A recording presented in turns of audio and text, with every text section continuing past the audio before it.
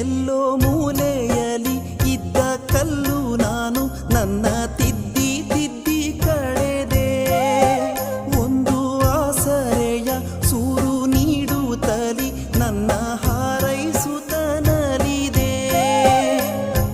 ಗುರುವಿನ ಥರ ಗೆಳತಿಯ ಥರ ಬಂದೆ ನೀ, ಯಾವ ಬಂಧುವೋ ನೀ. ಜನುಮದ ಋಣ ಮಮತೆಯ ಋಣ ಭಾರವ ಹೇಗೆ ತೀರಿ